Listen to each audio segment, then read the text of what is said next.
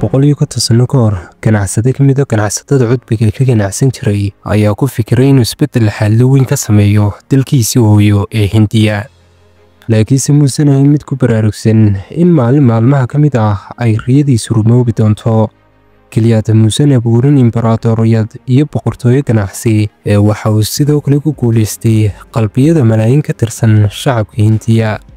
tanina waa sheekada ganacsi ee Tata Group.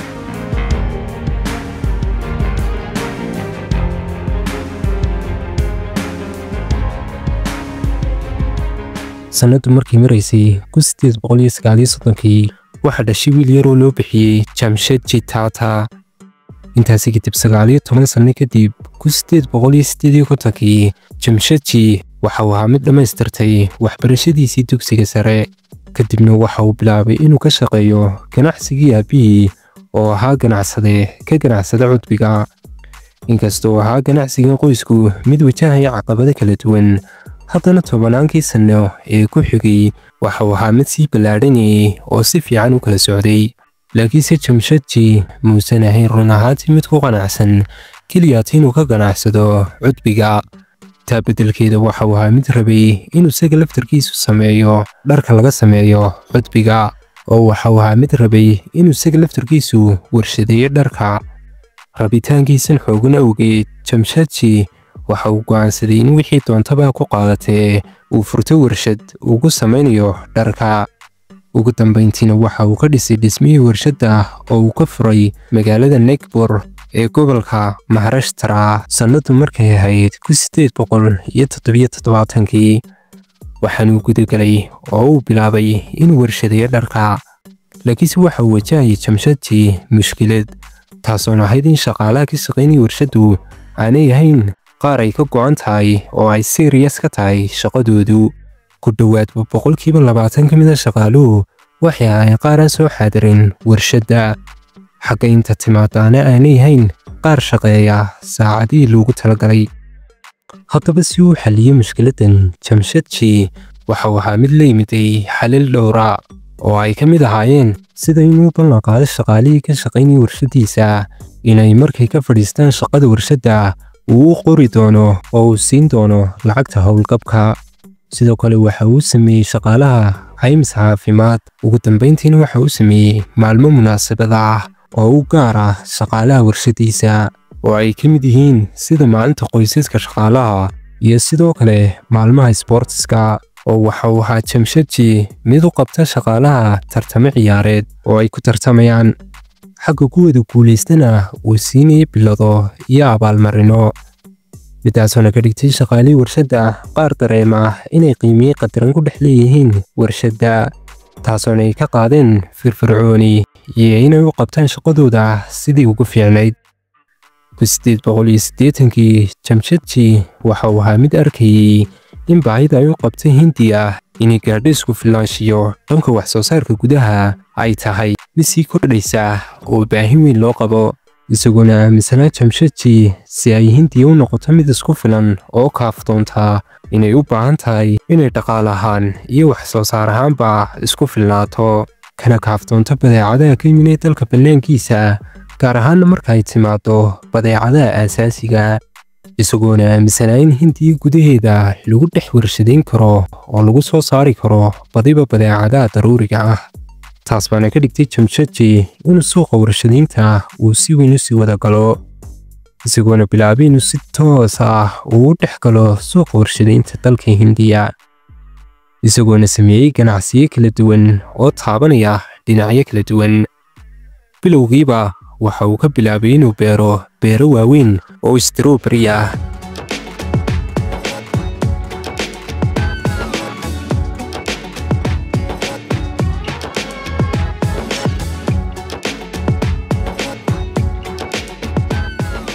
sidoo kale Jamshedji waxa uu ogaa in cimilada labada magaalo ee Bangalore iyo Mysore ay yihiin qaar ay cimil ahaan isku mid yihiin dalka France, halkaasuna ahayd halka ama meesha ugu badnayd ee lagu xanaanayn jiray silkwormka oo ah dirxiga sameeya xariirta.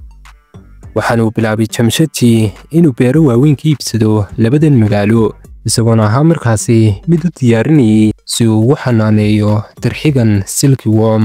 waxaanu u dhoofay dhankaas iyo dalka France si uu uga soo dhoofsado dirxigan loo yaqaano silkwormka. waxaanu magaalooyinkan ka bilaabay organisationo iyo ururo uu bixiyey Tata Silk Organization, kaasuuna ku bariyey beeralayda deegaanka sidii ay ugu faa'iidaysan lahaayeen dirxi xariireedkan ama silkwormkan, isagoona ahaa mid u qaybiyey taranta ama shinnida silkwormkan. tan baana ka dhigtay in qiimihii ganacsiga xariirtu uu horumar ka sameeyo gudaha dalka Hindiya, iyadoona dharka laga sameeyay xariirtan gudaha dalka Hindiya oo uga dhex noqday qaar si weyn caan uga dhex noqday adeegsigoodu, iyagoona caan ku dhex noqday magacyada magaalooyinka Hindiya ee lagu dhaqayay dirxigan silkwormka sida xariirta Mysore Silky iyo Bangalore Mysore Silky. dhanka kale Jamshedji waxa uu ahaa mid aad u daneynayay horumarka magaaladiisii uu ku dhashay ee Bombay, isagoona ogaa in hoteelo waaweyn oo ay yeelatay magaaladan ay door muhiim ka qaadanayso horumarka iyo maalgashiga magaaladan. sidaa daraaddeed waxa uu bilaabay markan inuu bilaabo dhismayaasha hoteeladan. 1898 waxa uu dhammaystiray hoteel weyn oo uu ka dhisay magaalada Bombay oo ugu magac daray Taj Mahal Hotel, isagoona ka qayb qaatay xitaa design garaynta qaabka uu ekaanay hoteelkan, isagoona aragtidiisu ahayd inuu noqdo hoteelkan mid eegaya oo ku sii jeeda dhankaas iyo badda, isagoona odhan jiray waa inay macaamiisha hoteelkan imanaya ay dareemaan sidii inay sabaynayaan badda oo kale. 1903 hoteelku wuxuu ahaa mid la dhammaystiray oo si rasmi ah loo furay, waxaanu noqday hoteelkan dhismihii ugu horreeyay magaalada Bombay ay gudihiisa ka daaran tahay ama ka shaqaynayso electricity-gu ama korontadu. Jamshedji waxa uu ahaa mid hindisay waxyaabo badan, balse hindisihiisii ugu saamaynta badnaa waxa uu ahaa markii uu galay ganacsiga birta steelka. dalka Hindiya waxa uu ahaa xilligaasi mid baahi weyn u qabay birta steelka, gaar ahaan waxa baahida ugu weyn u qabay kombaniyadii dhismaha iyo sidoo kale warshadihii soo saari jiray agabyada laga sameeyo biraha. sidaa daraaddeed riyadiisii ugu weynayd waxayd inuu furo warshad soo saaraysa birtan xadiida oo dhammaanteedba laga sameeyey lagana soo saaray ciidda dalka Hindiya, isagoona geliyey daraasiinta iyo qorshaynta mashruucan 17 sano oo ka mid ah cimrigiisa si uu uga gungaadho suurtagalnimada iyo rumaynta mashruucan, isagoona gudaha Hindiya ka baadi koobay oo ka raadiyey dhagaxa oorka loo yaqaano ee laga sameeyo birta ironta. waxaanu ka sahmiyey meelo dhowr ah oo ka mid ah buuraleyda dalka oo uu si weyn ugu tuhmayey inuu ku jiro dhagaxan, sababtoo ah irontu waxa weeye shayga ugu muhiimsan marka la samaynayo birta steelka. laakiinse nasiib daro Jamshedji waxa uu ahaa mid wajahayay guuldarooyin waaweyn oo isdaba xiga, balse ugu dambeyntii sanadu markay ahayd 1899 waxa uu Jamshedji helay kaydka dhagaxa oorka ee ku qaniga ah birta ironta, waxaanu ka helay gobolka Bengal, halkaasuuna markiiba ka bilaabay soo saarista iyo qodista dhagaxan. waxaanu salka u dhigay dhismaha warshad dhagaxa oorka u beddelaysa kana samaynaysa birta steelka. laakiinse nasiib daro isagoo aan dhammaystirin mashruucan sanadu markay ahayd 1904 Jamshedji waxa uu ahaa mid qaatay neeftiisii ugu dambeysay isagoo jira da'da 65. inkastoo Jamshedji uu ahaa mid aan arag riyadiisii iyo aragtidiisii weyneed uu lahaa, dhanka kale waxaa sii amba qaaday wiilkiisii uu isagu dhalay ee Dorabji Tata, isagoona qaaday mas'uuliyaddii iyo siyaanbaqaadka rumaynta riyadii aabihii oo rumaysnaa in dalka Hindiya uu si weyn uga dambeeyo waddamada reer galbeedka hadday noqoto dhanka waxbarashada, daraasaadka cilmiga iyo weliba dhanka aqoonta iyo caafimaadka. sidaa daraaddeed intaanu dhiman Jamshedji waxa uu rabay inuu furo macad ku yaala dalka Hindiya oo uu ku soo saarayo dhakhaatiir heer caalami ah iyo weliba cilmi baadhayaal u shaqaynaya sida kuwa dunida horumartay oo kale. haddaba wiilkiisii Dorabji Tata oo ka shidaal qaadanaya aragtidii aabihii ayaa furay macad uu ugu magac daray Indian Institute of Science waxaanu ka furay magaalada Bangalore oo ka tirsan gobolka Karnataka sanadu markay ahayd 1909 ninkan shaashada ka muuqda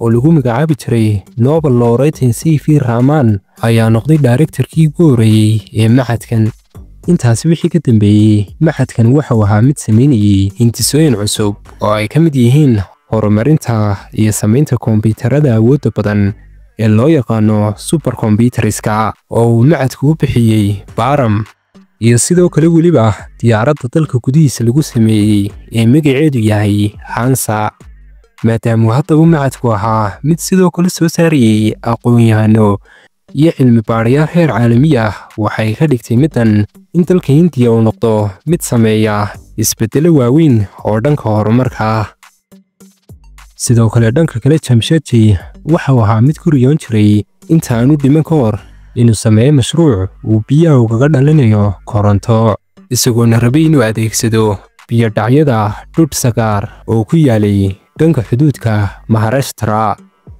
balse iminka wiilkii Jamshedji ee Dorabji oo adeegsanaya 7,000 oo shaqaale ah ayaa dhisay harooyin macmal ah iyo dhaamam waaweyn iyo sidoo kale gacmo yaryar oo gacan ku samaysa mashruucan ayaana soo gabagaboobay 1911 waxaana si rasmi ah u bilaabmay isla sanadkaasi in si toos loo soo saaro korontadii iyagoona qaar badan oo ka mid ah warshadihii iyo ganacsiyadii ku yaalay magaalada Mumbai ay si rasmi ah u bilaabeen inay si toos u isticmaalaan korontadan Dorabji waxaana halkaasi ka dhashay kumbaniga weyn ee ka shaqeeya dhanka korontada ee loo yaqaano Tata Power ugu dambeyntiina Dorabji Tata waxa uu ahaa mid qaatay dhamaystirka riyadii aabihii ee ahayd soo saarista iyo samaynta birta steelka 1907 waxa uu bilaabay dayactirka warshadii uu siyaaskeeda dhigay aabihii waxaana uu bixiyay warshadan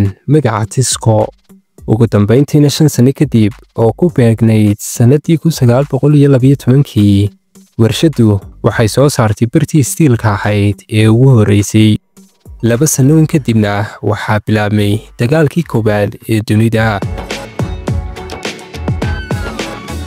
haddaba dalka Britain oo qayb ka ah dagaalka ayaa ahaa mid baahi weyn u qabay wax soo saarka birtan steelka si uu uga samaystay taangiyada dagaalka gawaadhida xamuulka iyo sidoo kale wadooyinka tareenada taasoona ka dhigtay warshadii Tisco mid shaqaysa maalin iyo habeenba si ay u daboosho baahida iyo dalabka uga imanaya dalka Britain wixii intaasi ka dambeeyayna markii uu dhammaaday dagaalku hindisaha Tata waxa uu noqday mid la qiray waxaana magaaladii ay ku taalay shirkadda Tata loo bixiyay Jamshedpur oo lagu magac daray aasaasihii Tata ahna aabbaha Dorabji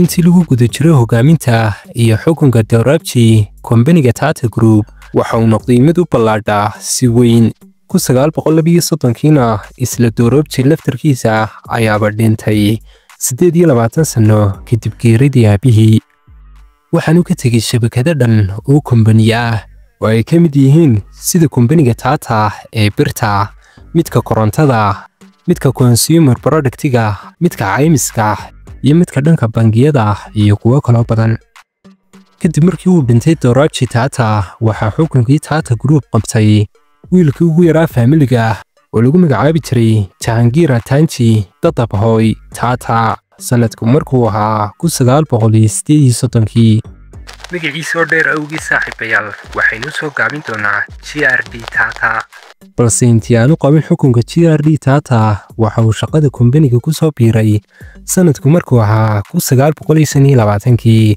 halkaasuu ku baranayay faham qoto dheerna kaga kasbanayay qaabka uu shaqaynayo kombanigu waxaanu ahaa guro dambayskan mid aad iyo aad u xiiseeya duulimaadka iyo diyaaradaha 1932 waxa uu aasaasay xarunta Tata Air India oo ahaa kombani diyaaradeed kaasoona ahaa mid bixinayay adeegyada duulimaadka diyaaradaha kombanigan ayaa noqday kuwii ugu horreeyey ee dalka Hindiya bixiya adeegga rarista alaabaha kaargooga ah.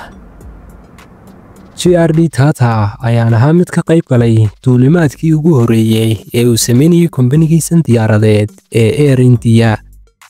Intaas kadib markii uu JRD Tata noqday maamulaha kombaniyada Tata Group, waxa uu arkay in dalka Hindiya uu u baahan yahay inuu dalka dibaddiisa ka soo dhoofsado labada maado ee kala sooda ashta iyo caustic soodhada oo ah laba maado oo kiimikaal ah, kuwaasoo muhiim u ah marka la sameynayo saabuunaha, shaambooyinka, balooyinka ama quraaradaha iyo sidoo kale weliba dharka.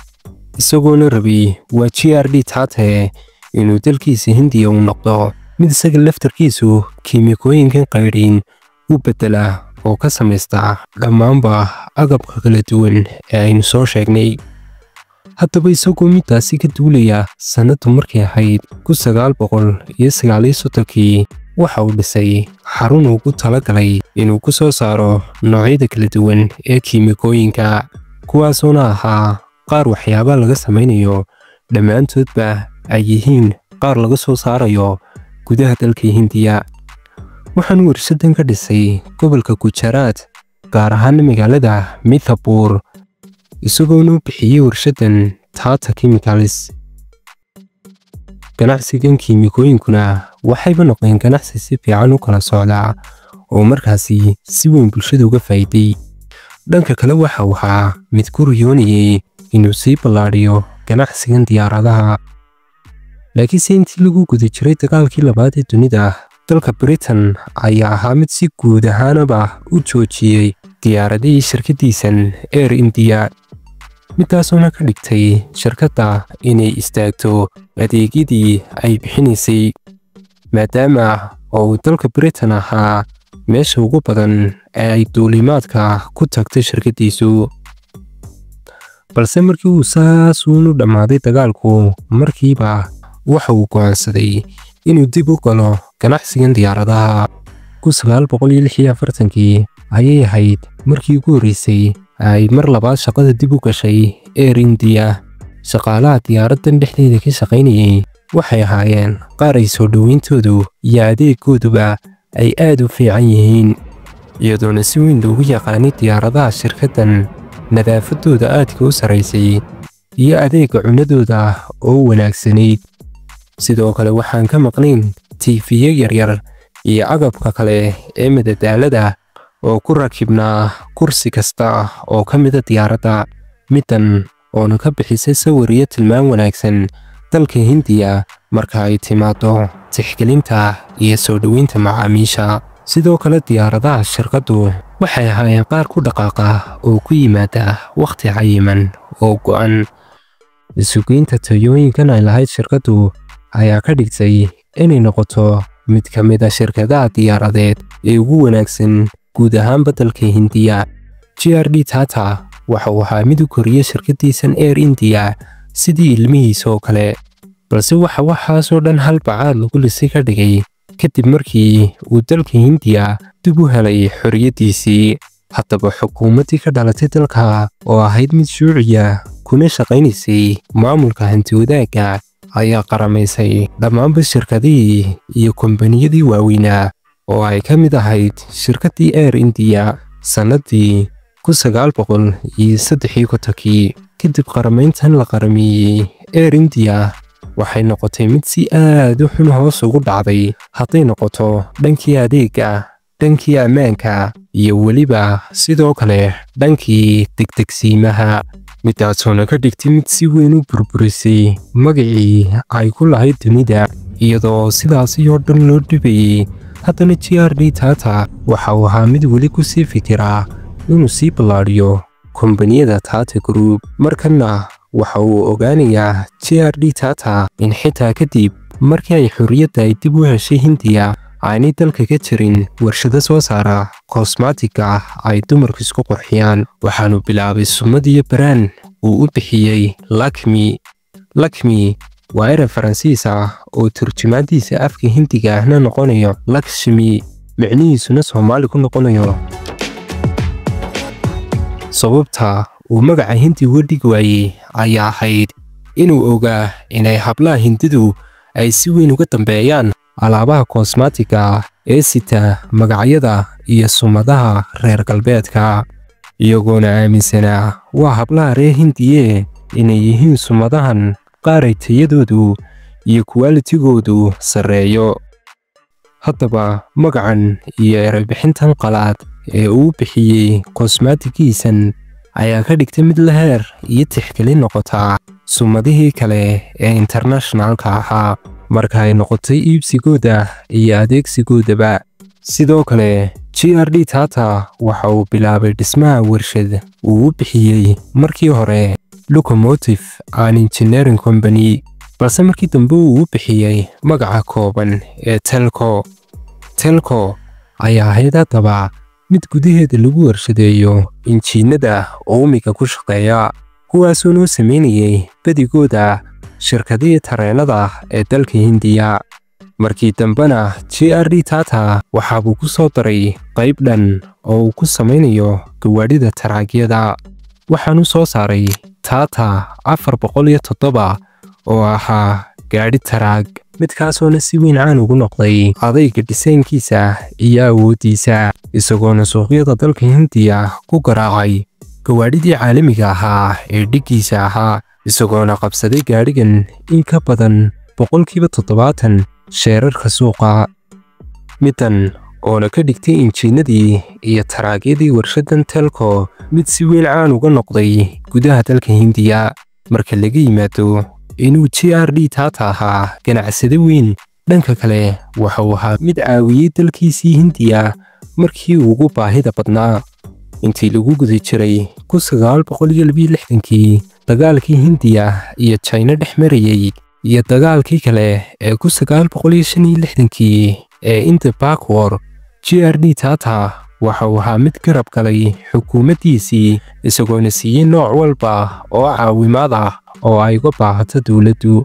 waxa uu diray injineeradii Tata, waxaana uu diray dhankaas iyo caasimadda Delhi si ay uga caawiyaan xukuumadda warshadaynta qalabada militariga. sidoo kalena dhanka kale GRD Tata isagoo adeegsanaya waayo aragnimadiisii iyo aqoontu ka dhaxlay shirkaddiisii diyaaradeed ee Air India, waxa uu ahaa mid ciidamada cirka dalka Hindiya la saxeexday heshiiskaasoona ahaa mid muddadiisu gaadhaysay 10 sano, midkaasoona ahaa mid uu kaga caawinayay qalabada singallada bixiya iyo fahankooda, iyo weliba raadaarada iyo fahankooda, iyo sidoo kale samaynta spare partiska diyaaradaha dagaalka.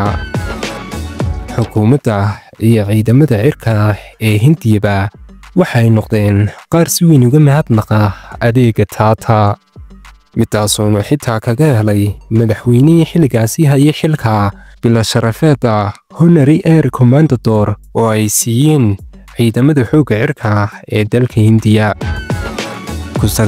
1991 kombaniyada Tata Group waxay ahaayeen qaar marayay 84 kombani, dakhliga ka soo xaroonayay sanadkiina waxa uu gaadhay $3 bilyan oo faa'iido saafiya, iyagoona sidoo kale shaqaalaha ka shaqaynaya Tata Group ay gaadheen 270,000 oo shaqaalaha. laakiinse markan da'da Jahangir Tata oo maraysay 87 awgeed, waxa uu xukunkii Tata Group ku wareejiyey xubin kale oo ka tirsan isla qoyska Tata oo lagu magacaabi jiray Siratan Tata.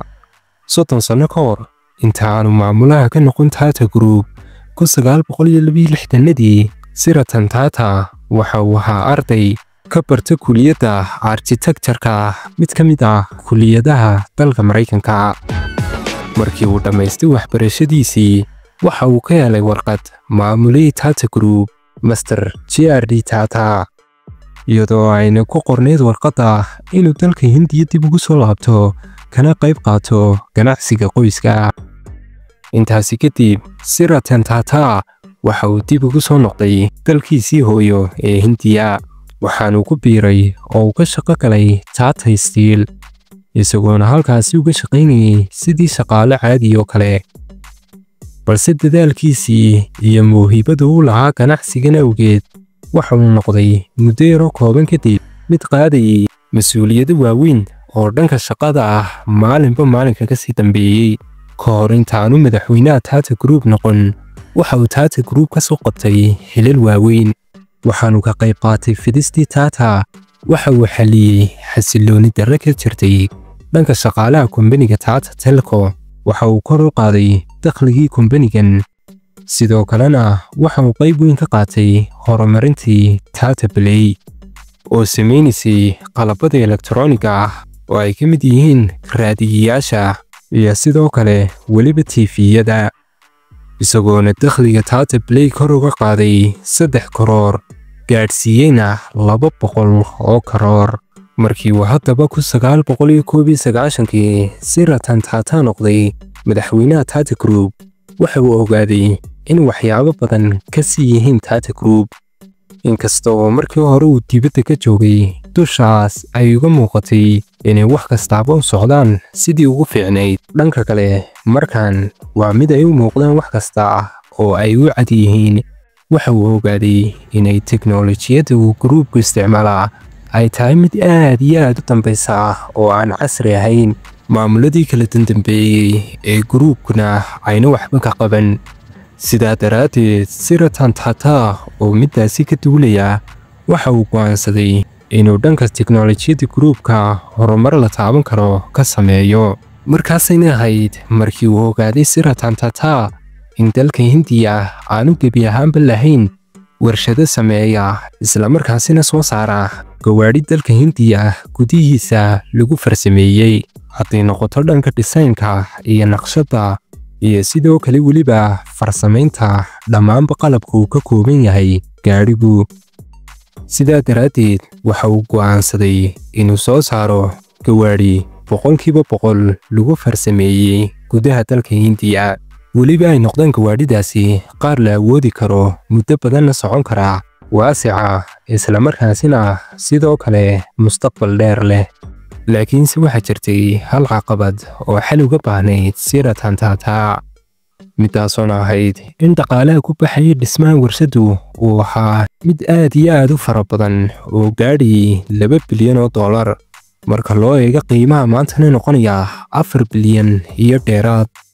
haddaba isagoo ka cararaya kharashka xad-dhaafka ah ee kaga baxaya dhismaha iyo qalabaynta warshaddan, si Ratan Tata waxa uu keenay xal iyo solution uu kaga baaqanayo kharashka xad-dhaafka ah ee kaga baxaya.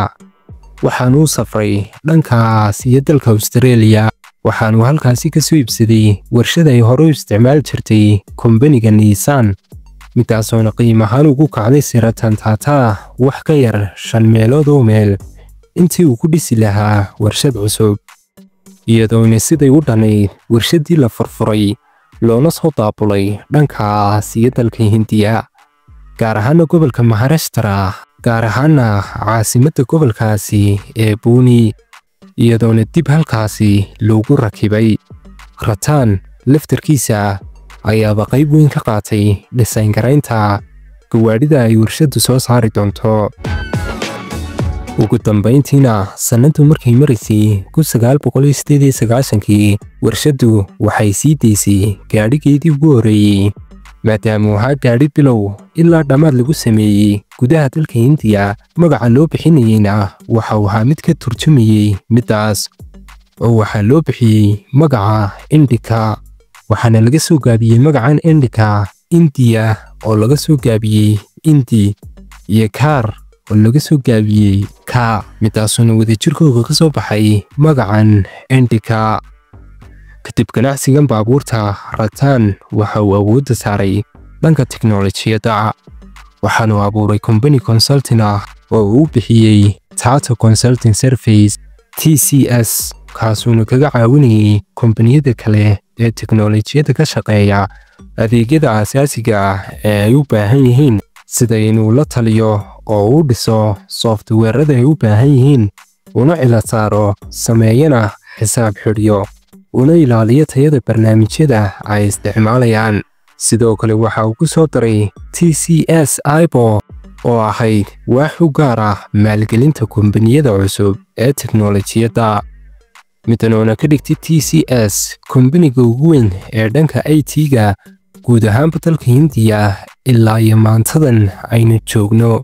kadib guushan TCS Ratan Tata waxa uu mar kale awoodda saaray dhankaas iyo warshadaynta gawaadhidiisii iyo warshadiisii Tata Motor. Ratan waxa uu arkayay in badanka bulshada dabaqada dhexe ee Hindiyaanku aanay ahayn qaar awoodi kara inay iibsadaan gaadhi. taas iska baddaayay waxay kaxaysan jireen mootooyin aad u yaryar oo loogu talagalay 2 qof ayay ku raaci jireen ku dhowaad qoyskoo dhan. haddaba Ratan Tata ayay ahayd riyadiisu inuu sameeyo gaadhi qoys qaadi kara isla markaasina qiimihiisu yahay mid aad u jaban oo ay awoodi karaan bulshada dabaqada dhexe. waxaanu ku dhawaaqay inuu soo saarayo gaadhigaas midkaasuna ahaa xitaa mid uu sii shaaciyey qiimaha lagu gadi doono oo ahaa keliyata $1,000. 2009kiina isagoo oofinaya ballanqaadkiisii waxa uu sii daayay gaadhiga Tata Nano, laakiinse nasiib darro markii uu Nano soo galay suuqa waxa uu kala kulmay weji gabax aan la filayn. waxaanu noqday gaadhi ay shirkaddu ku khasaartay. faa'iidada ugu weyn ee gaadhiga Nano lahaa ayaa ahayd inuu qiimihiisu yahay mid aad iyo aad u jaban. isla sidoo kale qiimo jabnaantiisaas awgeed ayaaba noqon doontaa faa'iido darradiisa iyo khasaarihiisii ugu weynaa. dadka Hindida ayaa ahaa qaar aaminsanaa oo u arkayay in gaadhiga ay kaxaysanayaan uu yahay mid ka turjumaya oo cabbiraya heerka iyo taytalka ay ka joogaan bulshada ay ku xeeran yihiin. berigaasina qofka Hindiga ee gaadhi soo iibsada waxaa loo arki jiray inuu yahay qof ladan oo taajira. laakiinse gaadhiga Nano oo ahaa mid qiimihiisu aad u hooseeyo dhisayn ahaanna aan qurux la sheegan lahayn dhanka kalena loo diiwaan geliyey inuu yahay dunida gaadhi midkii ugu jabnaa. magacyada loo bixinayay oo ay ka mid ahaayeen Matchbox oo ahaa magaca gaadhi ka mid ah gawaadhida carruurta yaryari ku ciyaaraan ayaa ka dhigtay mulkiilayaashii iibsaday Nano qaar ku dareemayay gawaadhidooda khajilaad iyo ceeb markay wataan, halka mulkiilayaasha gawaadhida kale ay ahaayeen qaar habbi ku dareemayay gawaadhidooda. midan oona ugu dambayn gaadhigii Nano ka dhigtay mid si weyn suuqa ugu khasaara. laakiinse Tata Motors iyo madaxweynahoogii Ratan Tataba waxay ka barteen midan dabciga macaamiisha iyo habdhaqanadooda, waxayna u ahayd midan cashar muhiima. waxaanad ka dheehan karaysaa casharadii ay ka barteen safafka hore ee gawaadhidooda maanta.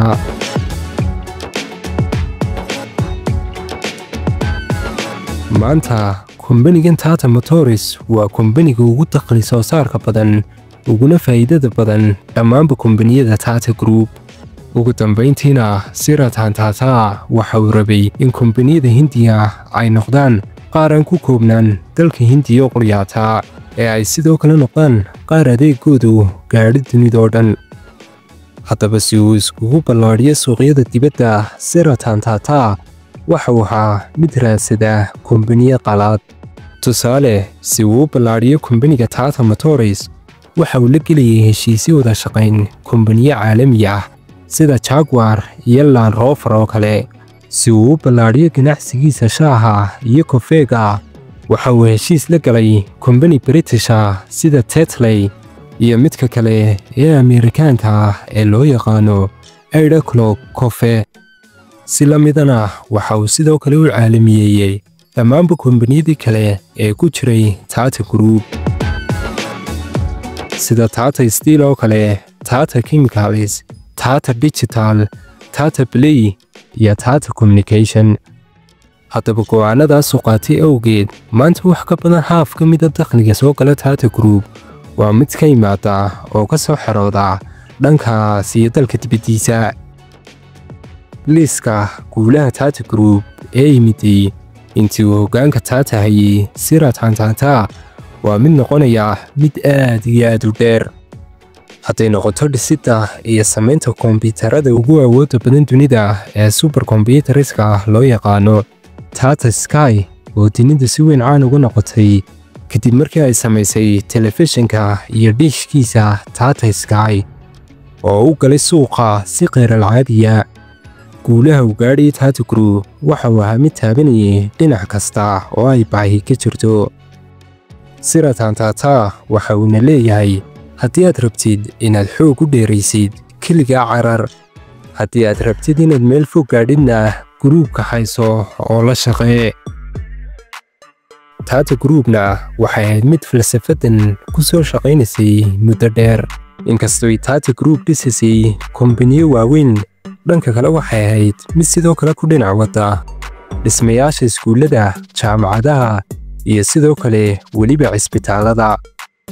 Tata Group waxa uu ahaa mid u dhibirsan oo u wanaagsan dalkiisa, shaqaalihiisa iyo bulshadiisaba. midanina waa sababta ay guulaha ay gaadheen Tata Group ay uga qiimiye qaali badnaydba ixtiraamka ay ka helayeen shacabkooda.